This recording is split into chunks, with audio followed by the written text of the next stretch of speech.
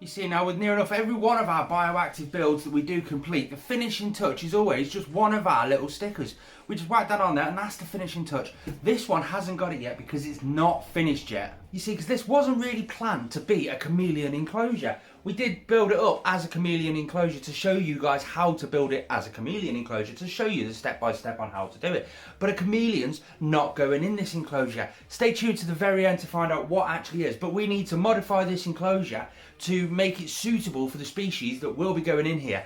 That species, we'll talk more about it later. The first thing we need to do is to get the door off this enclosure. Quite simply because the mesh is not suitable for this species. We need to keep the humidity in that enclosure. So we're actually going to glass the front of this enclosure, hopefully. I mean, the hinges are extremely small, and so I'm hoping the glass is not too heavy for this, and I hope these hinges are working. So that's something we're going to come a crop or two later and we're going to have a look at. We've got to change the UV lamp that's in there from a zone 3 to a zone 1 UVI lamp. Then test it. We turn it on. Poof! We have got our solar meter, which will test the UVI to see what the UVI is actually kicking out on this enclosure, because the basking spot's going to be on this branch, so we're hoping he'd curl up on this branch here. So we want to check. Now we're looking for a UVI of 0.7 to 1.4. Let's check it out, see what it says. Oh, 0.9, 1, move it down, yeah, 1.1, absolutely perfect. That's the Reptile Systems Zone 1 UVI lamp. We need to change the basking bulb to an infrared heat projector. Now we're going to start off with the infrared heat projector. This is only a 60 watt infrared heat projector. If we find that that isn't reaching the correct required temperatures in here, we've got an 80 watt deep heat projector. We could always try that as well. Just make sure you do let the actual bulb that's in there cool down, because I just burnt my finger doing that. But that guard, matte black guard, it just comes off. That's the Reptile Systems Black Edition dome. Poof. Old bulb out. We'll put that just over there. We'll get the infrared heat projector. There we go. Oh, gold dust. And we'll get that back up inside there. There we go, that's in. Now why have we used that? Now the specific species that's going in here, this is going to turn their hobby upside down slightly, and I'm probably going to get quite a lot of stick for it, solely because this species is commonly used with a sterile environment and a reptile radiator. It's like a radiator that goes onto the top of the enclosure, and that's what gives off the heat. But studies have shown that that only gives off infrared wavelengths of infrared C to B. That's not natural. That's basically like getting hit in the head with a fan heater, a little room heater, and we don't want that. That's not natural for this specific species. So we've gone for the infrared heat projector solely because it gives off a natural infrared wavelength of infrared A through to infrared B, which means the animal will adjust into this environment perfectly fine. The next thing we've got to do inside this enclosure is move the thermostat probe. Now it is on a dimming thermostat already, so we don't need to actually change the thermostat itself. That's suitable. But the animal's going to be basking there an awful lot, so I don't want the animal to actually be covering the thermostat probe. That way it will give an incorrect reading to the thermostat, making the bulb come on and overheating the animal, which we don't want. So I'm going to move the thermostat probe back and adjust the temperatures accordingly to get the correct temperature where we want it to bask. There goes the first cable tie. We're going to leave the second cable tie on and thread it all the way back really nicely. We're going to cover the cable with a piece of moss that we do have, and the probe is sat there really pretty at the back of the enclosure. I love this enclosure so far. I mean, if you want to see more build videos just like this, make sure you do hit that thumbs up button and subscribe. Make sure you hit that notification bell so that you get notified when we do upload videos. I'm really proud with how this is growing in. That's what we're doing. We've not put an animal in there solely because we wanted the plants to root in nicely. But everything is starting to point up to the New Dawn LED lights. That big bushy plant at the back's really doing well. We've harvested some off there. There's some more off down there.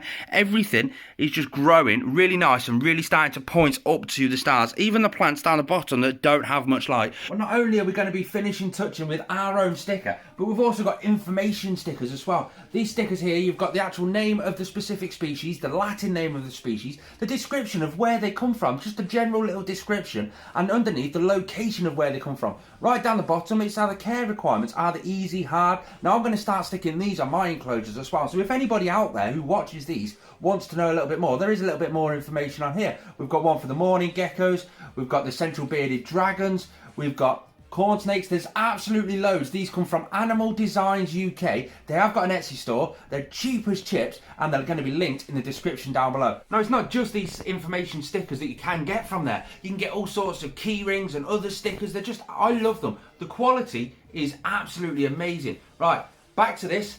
Animal Designs UK, thank you for sponsoring this video. We need to now work on this. This is our rain system. Now, we don't need a drip system with this species. So the way we do that, we just unscrew this. We're probably going to get a little bit wet here. We unscrew that thing just there, and we basically pull it out. Nice and gentle so we don't break it. It goes in quite a way.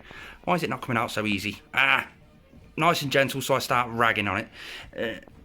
Got it, it's gone in. There we go. And we've got a bung. It's just a little bung that goes in the end there. So we've got the bung, we've got the nuts. So we'll put the nut through there so it looks like that. Then we can put that side in the hole and push it in, and then start screwing that down. The more we screw that down, you can see there's a little gap being left. Just give it a little push it in. This is the Swell Reptile rain system. We do need the higher humidity, so I do need to keep the rain system in place, but that should do perfectly fine. What do we do with all this? We just take it out, it comes off, it comes unclipped. Now I'm actually going to leave this in here. I will be taking the actual bracket out there. Now we're going to leave it in. Why are we going to leave it in? Because I've already bolted it to the top, and there is some holes in the top of the enclosure. Also, when I start working on the misting system, trying to get it to spray to wherever I want it to actually spray to, if I need to put another misting nozzle in, I can just extend off there straight onto another nozzle, which will just be on there. That's the rain system sorted. I love all those rocks. I mean, I'm going to have to rearrange those rocks for this species, but I don't know. We'll figure it out. We'll want to make it nice and secure so that the animal can't knock it over, because we don't want him to knock it over. We can't make any sort of burrows underneath it because we don't want him to get trapped underneath the rocks. That looks quite nice. We also picked up some moss while we were in Snowdon. If you want to see the Snowdon adventure video, I mean, I only really made the video solely because I wanted to memorize such an iconic day for me, but that video is still on our YouTube channel. I'll link it in the top corner of the video right now. These plants are doing absolutely amazing. We've even got little pups coming off the bromeliads. We've even managed to harvest a little baby pup just over there. It's looking amazing, but we've got to move over to glass in the front of this enclosure. We've laid it down on a really nice, flat, secure, firm surface. Now, this is the outside of the door. This is the part that you all see, and there is a lip just there. So what I'm planning on doing is putting some tape underneath the bottom area so the silicone doesn't pass through. We'll silicone all the way around the top edge here, and then put the glass on. We'll leave the mesh on there for now, and then once it's all cured and it's all sorted, we'll flip it back over to the other side, take all the tape off and go over again, give it another coat of silicone from that side too, just to make sure it's double secure, ready to go back on the front of that enclosure.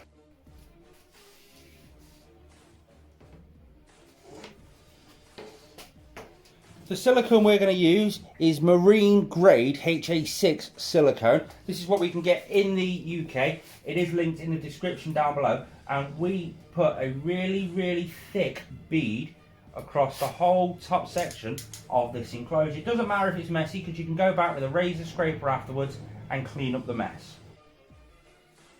The piece of glass we're using is 6mm laminated glass, just because I don't want the snake to actually strike at the glass and cause any issues. This is what they recommended. We went to St Helens Glass in St Helens, and it's got some weight to it, so I am concerned, but we're going to lay it on that back corner first and give it a jiggle, get it right up into the crack, and then put this side down too. Oof! Get it nice and level, give it a nice firm squash down. Now a lot of it has seeped through into the other side onto the table. Not an issue, we'll deal with that when we get to it. But so far we've just got to leave that to cure, run out. You see some bits have actually squirted out, so we're going to run our finger along those areas just to sort of, we know those areas are done now sort of thing. Get it as neat as we possibly can, but we can go over again in a bit with a razor scraper and re-secure it in nicely. It's a good job. I'm good with a tape measure and I've managed to measure this one up correctly. Now we have to arrange the spray nozzle for the misting system in such a way where it doesn't spray the animal while he's basking away over here. Instead, it's going to spray the animals over there. We do have this manual misting system, which we're going to do the majority of the other plants. But while this is installed, we'll have it in such a way where it'll do the plants all down this side of the enclosure. We'll remove the fog system. Now the fog system, we're just going to use it straight for Mushu, but this species can suffer from respiratory infections due to the fog system, so we don't want that. We'll put the glass back in place and see if it fits. Hold it in place while we secure the screws in place, and then we test it for the first time. We have left the mesh on there just for another day, just to help the silicone cure before we get the mesh off. But while it's in place, this is our first try. Oh, hello. Oh, it works. It works. Awesome. So we're going to leave that to settle in for another day, give it a good mist, and that's this enclosure turned over. Now it's time for the stickers.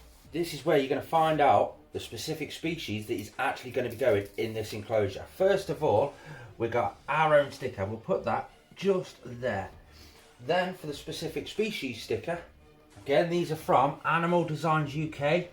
I've linked them in the description down below, but I'm going to put that on. Vinyl stickers, great quality. Boof. There you go. In this full enclosure is going to be my Bioactive cross sarong green tree python. Can you imagine just sat here when I've obviously got the mesh off and a green tree python's just sat on that branch just looking at me. It's a dream species. It's going to be in my dream enclosure. I'm so happy to announce the green tree python in this enclosure. Remember to hit that thumbs up button, subscribe to the video and hit those bell notifications so that you can be around when we do take delivery of the green tree python. Currently he's in quarantine, not in this building because we've got so many animals in so many rooms, we just can't quarantine in here. So he's in quarantine at a special location, but soon he'll be coming into here.